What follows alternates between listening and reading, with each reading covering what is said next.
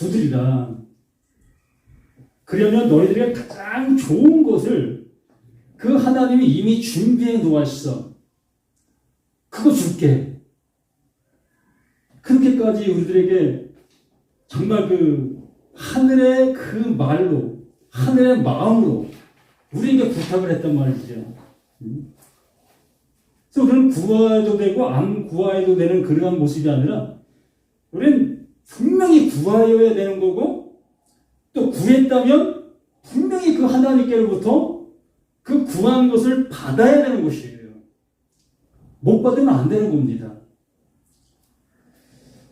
다 받으셨죠? 안 받은 사람 없습니다. 좋은 것을 구하든 나쁜 것을 구하든 모두가 다 받았어요. 그렇기 때문에 문제가 되는 거예요. 나쁜 것을 내가 받았다면 그거 내가 준 거 아니야 라고 그 하나님께서 한마디만 해주신다면 몸소리 칠 수 있는 것이 아니겠느냐는 거죠. 그런데 나쁜 것을 내가 받았는데도 불구하고 그 하나님 나를 향해서 아무 말씀 안 하셔요. 아니, 나쁜 것을 받은 그 사람이 더 거룩해 보여요. 더 아름다워 보이고, 또 신앙의 모습으로 본다면 정말 본받을 만한 그러한 그 멋진 그 모습을 하고 계시단 말이지요. 그런데 하나님이 주신 것을 받은 자는 뭐 신앙생활하는 것 같지도 않고, 저 사람이 뭐 믿는 사람이야? 뭐 나보다도 못하네?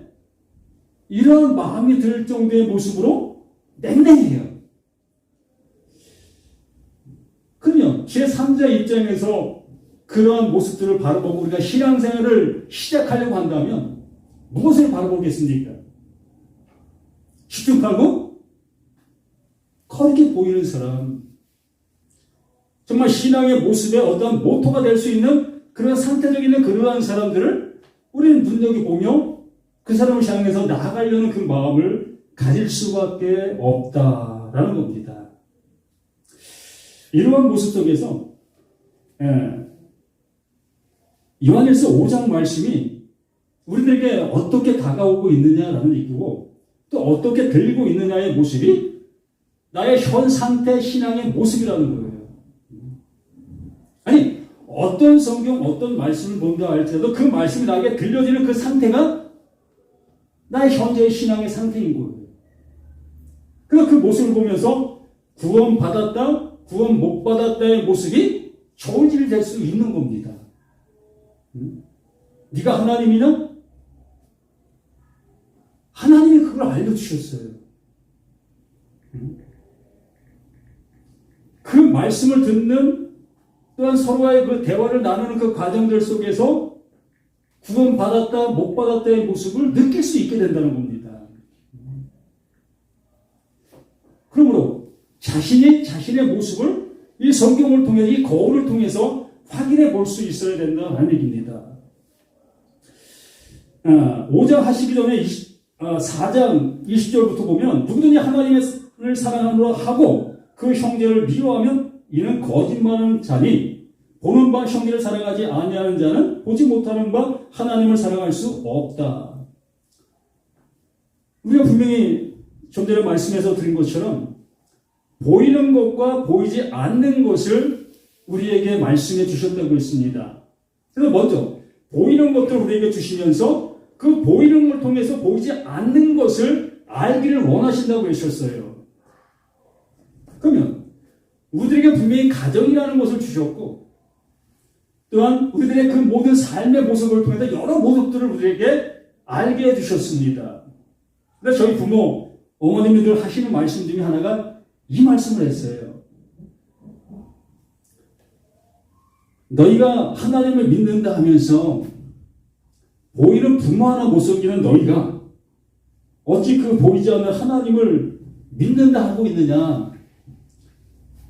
저는 그 말을 들을 때마다 정말 제 자신이 얼마만큼 정말 부끄럽고 또한 난처한 모습인가를 절실하게 느꼈습니다. 맞아요. 보이는 형제 하나 제대로 못 사랑하는 내가 보이지 않는 그 하나님을 사랑한다? 거짓말이에요. 100%. 정말 그렇습니다. 그러므로 이렇게 이 사도 요한이 우리에게 알려주시고자 하는 것이 거기에 뭐가 있다? 하나님의 말씀이 있다는 거예요. 내가 보여드리는 그 모든 것들 속에 하나님의 보이지 않는 그 말씀의 내용이 존재하고 있다는 겁니다. 그러므로 보이는 그걸 통해서 내가 어떠한 것을 알아가지 못한다면 절대적으로 보이지 않는 그것을 또한 알 수 없다는 거예요. 보이는 것도 제대로 모르면서 어찌 보이지 않는 것을 안다라는 것은 거짓말이라는 거예요. 그래서 성경은 수없이 그러한 얘기들을 하고 있었던 거고요. 그러면서 이 시대 우리가 이 계명을 주께 받았나니 하나님을 사랑하는 자를 또한 그 형제를 사랑한다. 당연한 겁니다. 그 계명들을 내가 알고 그 계명들을 내가 지켜 순종해 나가는 그 모습 속에서 그 계명을 따라 온 그를 분명히 알 수 있는 거예요. 그 예수는 뭐를 왔다? 그 계명을 따라온 겁니다. 그 계명으로 온 거예요. 그러면 내가 그 계명을 잘 지키는 나였다면 그 계명으로 온 그 예수를 알아볼 수 있는 겁니다. 그러나 어느 누구도 그 예수를 알아보는 자가 없었지요. 그러므로 인해서 그들 계명을 지킨다 하고 있었던 그들 또한 그 계명을 못 지키고 있었던 거지요. 겉으로는 지켰지요. 겉마음으로는 형제를 얼마든지 사랑했습니다. 내 집에 쌀이 10가마가 있는데 불구하고 내 형제 집에 쌀 한 듯밖에 없는 그 모습을 보면서도 너 왜 그렇게 살아? 너 열심히 살면 그거 밥 먹는 거 어렵지 않잖아. 우리는 이러한 모습으로 형제를 사랑하고 있었던 겁니다. 진짜 그 형제를 사랑한다는 것은 내게 쌀 10가마가 있으면 그걸 들고 가는 거예요. 이게 형제 사랑인 겁니다. 그러므로 그 하나님이 보신다, 그 예수를 사랑한다라는 그 모습으로 내가 이 말씀을 보고 있다면 그럼 어떻게 해야 되는 거냐 하는 겁니다. 그 하나님의 계명을 우리에게 주신 이유가 분명히 존재하고 있습니다. 그 존재하는 그 계명의 그 존재하심을 내가 알아갔어야 할 것이라는 거예요. 왜 그걸 주셨는지, 왜 그 보이는 형제를 향해서 내가 가진 것을 나눠주라고 하셨는지, 이러한 모습을 우리는 그 모든 모습을 통해서 알아갔어야 했었던 그 모습이었다는 겁니다. 그러면서 5장에 말씀하시죠. 예수께서 그리스도이심을 믿는 자마다 하나님께로 난 자다. 이것을 명확하게 우리에게 말씀해 주시죠. 예수가 그리스도이심을 또 모르는 사람 어디 있습니까? 교회에 나온 사람 치고 예수가 그리스도입니다 라고 모르는 사람이 있습니까? 아니, 절에 있는 중들도 알아요. 그들도 성경을 보고 있으니까. 아니면 저 중동에 이슬람을 믿는 그들은 모릅니까? 그들도 알고 있습니다. 무슨 얘기겠습니까? 그 십계명을 주었는데 그 십계명을 주신 그 이유와 근거가 있는 그것이 그리스도다라고 말하는 것이요. 그 안에 담겨있는 그 하나님이 그걸 통해서 우리에게 주시려고 하고 있었던 그 내용, 그게 그리스도다.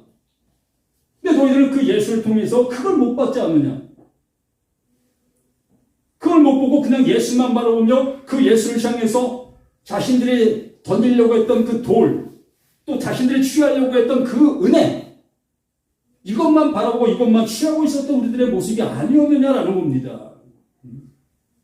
그러니 나부터라도 그 예수를 그리스도로 못 보고 있었던 겁니다.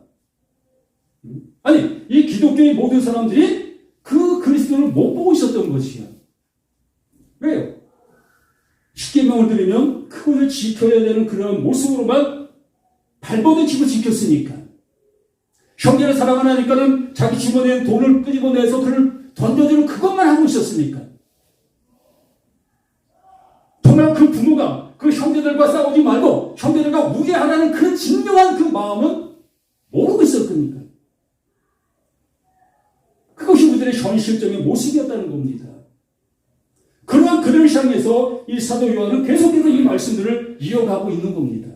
너희 정말 그렇게 알고 있어? 너 정말 하나님의 그 사람을 너희가 품고 있는 거야? 그 사람대로 너희가 살고 있는 거야? 이걸 우리를 향해서 외치고 있는 이 사도 요한의 진정성. 또 뭐라고 합니까?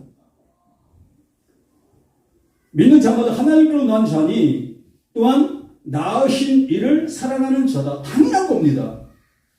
하나가 내게 들어오면 그 둘을 아는 건 당연히 사는 거예요. 왜? 그 예수를 누가 보냈어?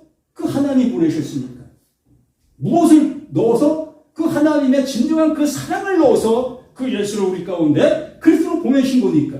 아니, 십계명을 주신 그 모든 하나님께서 그 안에 이미 그 영원한 그 하나님의 사랑을 담아놓은 것이었기 때문에 그것을 못 보고 있는 모든 사람들은 다 그 하나님의 진정한 그 사랑을 알지 못하고 있었던 그 상태적인 모습인 겁니다. 이걸 성경에서 뭐라고 얘기한다고요? 이게 죽은 자다라고 얘기했던 거예요. 이 상태가 죽은 자다라는 것을 사도 바울이 허물과 죄로 죽은 자를 살리셨도다. 이게 죽은 자였던 거예요. 단 속에 들어있던 그들의 죽은 자가 아니라 이렇게 내가 이러한 모습을 행하고 있었던 이 상태적인 내가 죽은 자였던 겁니다. 그 죽은 자가 비로소 그걸 알 때에 이 말씀들이 들리는 거예요. 내가 이런 자였어? 내가 그 십계명을 내가 이러한 모습으로 알고 있었던 나야? 이게 죽은 자에게 들리는 그 아들 되게 하는 하나님의 사랑의 음성이었던 겁니다. 우리가 하나님을 사랑하고 그의 계명들을 지킬 때에 이로써 우리가 하나님의 자녀를 사랑하는 줄을 아느니라. 당연한 모습인 거지요. 그 형제를 향해서 내가 인간사 속에 있는 모습을 내가 예를 들어서 말씀을 드리는 겁니다. 진정 한 입을 덮고 잤던 그 형제를 향해서 내가 어떤 마음을 품고 있느냐. 그 어미가 그 아이가 자식을 사랑했던 그 마음의 모습이 내게 이어져서 부모가 나를 사랑하신 그 사랑이 어떤 것인지를 내가 알게 돼요. 내 옆에 있는 그 형제를 향해서 그 사랑을 가지고 나가고 있는 그 모습이 나인가의 모습인 겁니다. 그렇지 않고 책에서 배운 대로 형제가 어려우면 도와줘야 돼. 이러한 개념의 모습을 가지고 그 형제를 위해서 다가가고 있었느냐의 모습인 거예요. 하나님의 말씀은 우리에게 이것을 조언질하고 있는 겁니다. 3절 하나님을 사랑하는 것은 이것이니 우리가 그의 계명들을 지키는 것이라.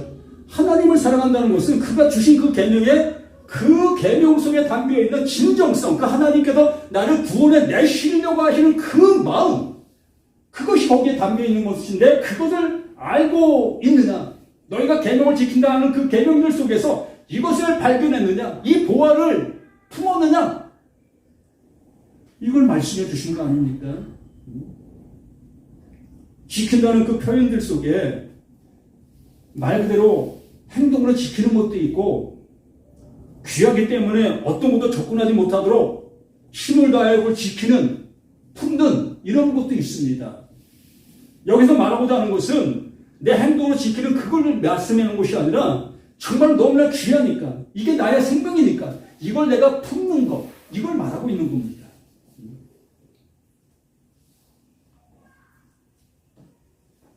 오늘 예수는 하나님의 아들이심을 믿는 자가 아니면 세상을 이기는 자가 누구냐? 세상을 이길 수 있는 자가 누가 있겠습니까? 우리는 예수를 왜 믿죠? 살기 위해서. 지금의 현재보다 좀 나아지기 위해서. 내가 지금 새빵살이하고 있으면 여기에도 좀 하나님이 복을 주셔서 내가 하는 사업들이 좀 잘 되게 해주셔서 전셋집 아니면 또 하나님께서 그냥 돈을 한 대 뚝 떨어져 주셔서 몇 억짜리 몇십억짜리 집 한 채 누가 던져주는 거, 이거 좋지요. 나도 그랬으면 참 중심을 다니겠어요. 저도. 누가 나에게 너 수고해. 너 하나님이라도 너 수고 많다. 야, 내가 너한테 선물 좀 줄게 하면서 내게 집 한 채 떡한 주면 난 얼씨구나고 나도 받을 겁니다. 근데 나에게 그렇게 주는 사람이 한 사람도 없어요. 이거 당연히 그럴 수밖에 없겠죠. 어쨌든 내가 믿는 그 예수가 나에게 뭘 주고 있느냐가 중요한 거예요. 세상 속에 있는 생명을 더 아름답게 해주는 그 모습으로 다가왔느냐? 아니면 이렇게 살아있는 내가 너 그거 살아있는 거 아니야? 그게 죽음이야 라는 것으로 나에게 다가오신 그 예수이시냐는 겁니다. 말씀은 모두가 다 그러잖아요. 심판이라고. 창세부터 요한계시록까지 한 말씀도 빠짐없이 그 모든 말씀들은 심판이다. 나를 치고 계시는 말씀이다. 나를 일깨우고 계시는 말씀들이다. 그러므로 나를 일깨우는 말씀이라면 내가 죽음을 당해야만 온전해질 수가 있지요. 이 상태로 아무리 온전해진들 거룩한 모습에 나아갈 수가 있겠습니까? 하나님 바라시고 계시는 자의 모습이 되어질 수 있는 한 티끌이라도 있느냐는 거예요.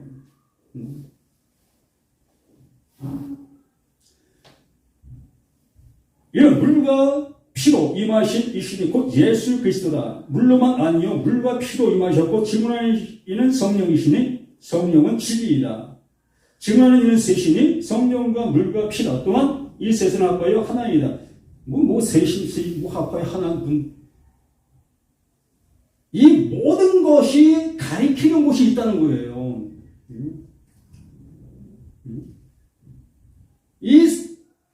여기서 말하는 이 셋이 분명한 한 곳을 가리키고 있다는 겁니다. 모든 말씀이 그것을 향하고 있다는 거예요. 삼위일체를 설명하기 위해서 말씀하시는 말씀도 아니고 오로지 하나님도 그 예수도 그 성령도 오직 그 하나를 향해서 말하고 있다는 겁니다. 그러므로 이제 그게 나오겠죠? 성령과 물과 피라 또한 이 셋은 합하여 하나니라. 만일 우리가 사람들의 증언을 받을지니 하나님의 증거는 더욱 크도다. 하나님의 증거는 이것이니 그의 아들에 대하여 증언하신 것이니라. 그러므로 이 셋이 뭘 증언했다? 그 아들에 관한 증거했는데 그 아들은 또 뭘 가지고 있다? 그 하나님이 주신 그 유일한 모노게네스 그 하나만 가지고 있다는 거지요. 그게 뭐겠습니까? 어떻게 하면 저 죽은 놈 살릴까? 그게 누구예요? 나잖아. 어떻게 하면 나를 살릴 수 있을까? 이걸 고심하신 분이 하나님이시고 이 고심해서 보낸 자가 예수고 그걸 알게 하려고 보내고 계신 분이 성령이라는 겁니다. 모두가 다 이것을 나에게 알게 해주시기 위해서 세상 말로 발버둥 치고 계시는 거예요. 하물며 그 하나님께서 나는 질투의 하나님이야 라고까지 하시면서요. 질투가 뭡니까? 나를 사랑하지도 않는 자를 나는 그냥 죽자자들 사랑하는 게 질투 아닙니까? 내가 하나님을 사랑한다고요? 개뿔. 우리는 하나님을 사랑할래야 사랑할 수 없는 자들이잖아요. 그러한 나를 그 질투의 하나님이 되셔서 내가 너를 사랑하는 거야. 내가 너를 섬겨주는 거야. 내가 너에게 주는 거야. 라고 계속해서 외치고 계시는 것이 이 성경 말씀들 아니었습니까? 그러면 여기 말씀하시는 그 모든 말씀들이 바로 나를 살리시기 위해서 그 아들 그 예수로 우리 가운데 보냈다. 그런데 너희들 그 보냄받은 그 예수는 어떻게 믿고 있었느냐? 어떻게 알고 있느냐?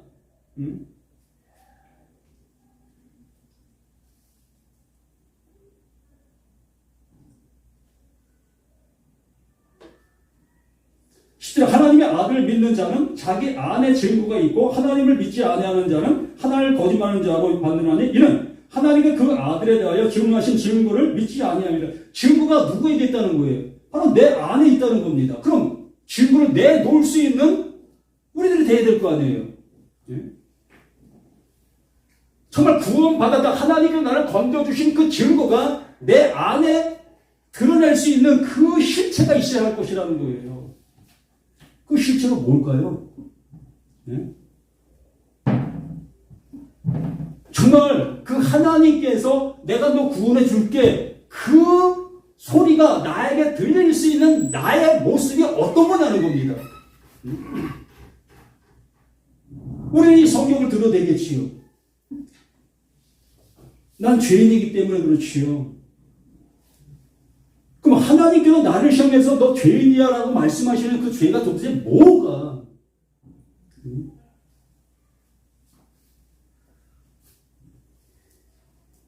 그 11절에 또 질문이 이것이니 하나님이 우리에게 영생을 주신 것과 이 생명이 그의 아들 안에 있는 그것이나 똑같은 말을 계속 반복하시는 겁니다. 제발 좀 너 가진 거 뭐야? 내가 준 거 그거 맞아? 내가 그 예수에게 주었던 거 그거 영접했어? 그거 가지고 있는 거야? 이걸 계속해서 우리에게 묻고 있잖아요. 실은 아들이 있는 자에게는 생명이 있고 하나님의 아들이 없는 자에게는 생명이 당연히 없지요. 예수가 그리스도이심을 소두에 말씀해 주신 것처럼 예수가 그리스도이심이 내게 알려진 바 되어져야 된다는 겁니다. 무엇을 통해서? 모든 성경을 통해서 내가 지금까지 듣고 있었던 모든 성경들을 통해서 예수가 그리스도이심이 내 안에서 증명될 수 있는 그 상태적인 모습이 되어야 한다는 것이요.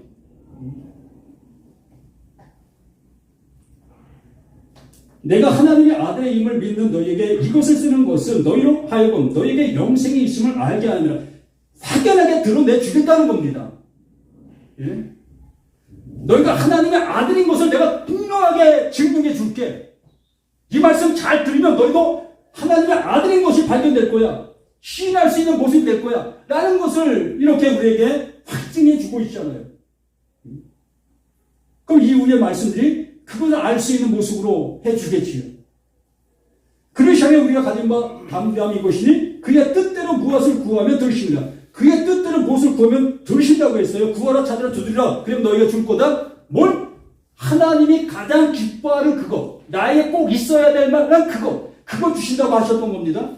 그럼 그걸 구하고 있었던 나라면 분명히 하나님께서 나에게 이 말씀들 속에 담겨있는 그걸 알 수 있는 그걸 우리에게 주셨을 것이 아니겠냐는 거죠.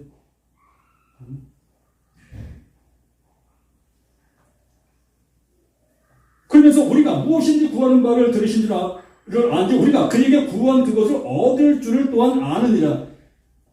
이렇게 분명히 하나님께서 구하는 걸 분명히 주신다고 했고 내가 그것을 구하고 있었다면 하나님이 주시려고 하신 그것을 나는 분명히 받은 자가 되어 하나님이 나를 구원해 주실 수밖에 없는 존재의 모습으로 그 앞에 우뚝 서게 된다는 거예요. 그게 십자가잖아요.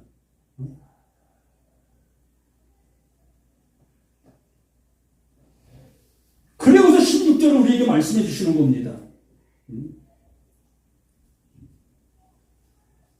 누구든 형제가 사망에 이르지 아니하는 죄를 범하거든. 아까 서두에 말씀드렸죠. 내 형제가 어려움 당하고 있는데 정말 부모 사랑, 그 모든 자식을 자신의 손가락보다 그 아픔보다 자신이 목숨보다 귀하게 여기는 자식들, 그 사랑입니다. 그 사랑을 가지고 내가 그 형제를 사랑하고 있었다면 나는 어미의 부모의 사랑을 하는 거예요. 그러나 그 어미 부모의 사랑을 내가 알지 못하는 모습 속에서 내가 책에 배운 대로 내 주머니를 열어서 이렇게 주는 그 모습에 있었다면 난 부모의 사랑을 모르는 자인 거예요. 여기에 구원이 있다? 없다. 단연코. 그러면 그걸 우리에게 말씀해 주는 겁니다. 누구의 형제가 사망에 이르지 아니하는 죄를 범하는 것을 보거든 구하라. 형제를 사랑하는데 그 부모의 사랑을 알지 못하는 그 모습 속에서 지금 살아가고 있는 그 상태가 그게 사망에 이르지 못하고 있는 너만의 사랑이다. 그 부모 사랑 아니잖아. 그러므로 그 사랑을 하고 있는 그에게 너 그거 부모 사랑 아니잖아. 응? 그럼 너 욕심적인 그 사랑이란, 너 자존심 세우기 위한 그런 사랑이잖아. 이걸 알려주라는 겁니다. 그래야 비로소 부모가 그 자신을 사랑했던 그 사랑을 알아 그 자신을 사랑할 수 있는 모습으로 되어진다는 거죠. 그게 부모 사랑을 가진 자가 되는 거지요. 이걸 주시겠다고 하시는 이 말씀이라는 겁니다. 하나님께서는 모든 말씀들을 나에게 뭘로 주셨다? 징계하시려고, 나를 죽이시려고, 옛사람을 삭제해버리시려고, 그러기 위해서 말씀들을 주셨는데, 우리는 내 옛사람이 사라지지 않은 그 모습 속에 계속해서 말씀을 들었다, 안다, 난 생명 받았다, 나 구원 받았다, 그런 모습으로 나가고 있는 그들을 향해서 구하라는 겁니다. 그게 온전한 것이 아니다. 하나님의 말씀 앞에 네가 살아있다? 그게 죽은 거였어. 네가 할 수 있다? 그게 못하는 거였어. 이것을 우리에게 명확하게 알게 해주시고자 하시는 이 말씀의 모습이었던 겁니다. 그러면 그 뒤에 말은 뭡니까? 그리하면 사망에 이르지 아니하는 범죄자를 위하여 그에게 생명을 주시리라. 사망에 이르는 죄가 있으니 이에 관하여는 나는 구원하지 않노라. 사망에 이르는 죄를 알고 있는 자들에게는 구하라 할 필요가 없지요. 이미 그는 사망에 이른 그 상태적인 그 모습으로 하나님의 은총이, 하나님의 긍휼이 입혀질 수 있는 그가 되어 있으니까. 우리들에게 이 말씀을 주셨고, 이 말씀을 통해 나에게 징계하실 그 말씀이 내게 내려진 걸로 온전히 정말 강도 만난 자가 되었다면, 그 강도 만난 자에게 필요한 긍휼이 당연히 입혀질 수밖에요. 그럼 우리는 내가 강도 만난 자다라는 것이 아니라 나 이 상태, 이 모습이 강도 만난 거예요. 그냥 이 상태가 안다 하고 있는 이 상태가 강도 만난 그 상태적인 그 모습인 겁니다. 그러므로 죽은 자가 뭘 살려달라고 발버둥을 치겠습니까? 그냥 포도대로 누워 있는 거예요. 그래서 주님은 달란트 비유에서나 드라크마 비유에서나 이른 양 비유에서나 내가 찾을게. 난 찾을 때까지 찾는 자야. 이 모습으로 우리 가운데 오신 분이잖아요. 이것을 위해서 보내신 분이 그 예수, 그 그리스도잖아요. 그러므로 나라는 내가 이것을 알게 되어지는 그가 그 하나님 앞에 발견된 자가 되는 거지요. 무엇을? 나라는 내가 어떠한 존재인 것을 명확하게 알게 되어진 자. 난 형제 사랑밖에, 그러니까 내 주머니에 열어서 이것을 한다라고 하고 있는 이 상태적인 나의 모습을 십계명을 들으면 난 내 열의를 다해서 힘을 다해서 그걸 지킬 수밖에 없는 나 상태의 나 모습인 것을 알게 될 때 비로소 하나님의 긍휼이 입혀지면서 우리에게 새 옷을 입혀주시는 그 모습이 되어지는 것이요. 그러면서 모든 불의가 죄로 돼 사망에 이르지 아니한 죄도 있다라고 결론을 내려주시는 겁니다. 무슨 얘기겠어요? 이제 그 죄는 나에게는 나를 사망으로 이끄는 죄가 아니라 그 죄는 나를 구원으로 이끌고 있는 죄가 되는 거예요. 새로운 차원의 죄가 되는 겁니다. 그 죄가 나에게는 뭐가 된다? 복이 되는 겁니다. 생명이 되는 거고요. 내가 뭐 길이요, 내가 뭐 진리요, 내가 뭐 생명이다. 그러므로 그 예수가 어떤 모습으로 우리 가운데 와서 나야. 누구에게? 수가성 여인에게 그 말씀을 했죠. 바로 내가 그야. 내가 그로 왔어. 라고 하시는 그 예수의 그 음성이 우리는 어떻게 들리고 있었느냐는 겁니다. 그 수가성 여인은 많이들 그렇게 얘기하잖아요. 온전치 못한 여인이라고. 그렇다고 여깁시다.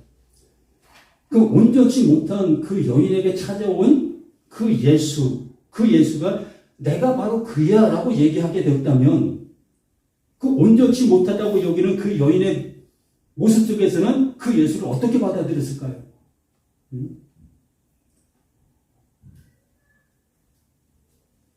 자기를 그러면은 책망하고 정죄하고 그러한 예수로 받아들였을까요? 바로 그야 라고 하는 그 말 속에 어떤 마음이 담겨 있을까요? 긍휼이잖아요, 긍휼. 사랑이고요. 가난받아 접힌 그 여인의 모습도 똑같은 겁니다. 내가 바로 너야. 내가 바로 너로 저들에게 내가 돌 맞으러 왔어. 내가 대신 맡고 있는 거야, 지금. 수고하고 무거운 짐진 따스라. 그게 수고잖아요. 그 돌 안 맞으려고 내가 발부둥쳤던 그 모든 것들. 내가 죽지 않으려고 발부둥쳤던 그 모든 것들. 그게 수고하고 무거운 짐이었잖아요. 그 예수가 와서 그 짐 들고 다 내게로 와. 내가 그 대신 짊어질게. 그리고 내 짐을 지고 갈래? 내 짐은 참 가볍단다. 이보다 더 큰 사랑이 어디 있어요? 이보다 더 깊은 은혜가 어디 있겠습니까? 우리 이 은혜 받은 자로서 나라는 내가 발가벗긴 모습으로 그 말씀 앞에 드러날 수밖에 더 있습니까? 그러니 뭐 잘났다고 뭐 뽐내고 다닐 것이 무엇이 있습니까? 그래서 우리는 날마다 이 말씀을 들으면 난 이 상태구나. 내가 죽을 수밖에 없는 나의 존재구나. 그럼에도 불구하고 나를 위해서 이렇게 사랑을 주시니 하나님, 감격할 수밖에 없는 그 모습으로 나가게 되는 우리 자신들이라는 것을 다시 한번 이 말씀을 통해서 확인해 보시고, 그래서 나의 상태가 지금 내가 말씀 듣고 있는 내가 어떤 모습에 있는지를 확인하실 수 있는 우리 모두가 되기를 예수님의 이름으로 간절히 부탁을 드립니다. 네.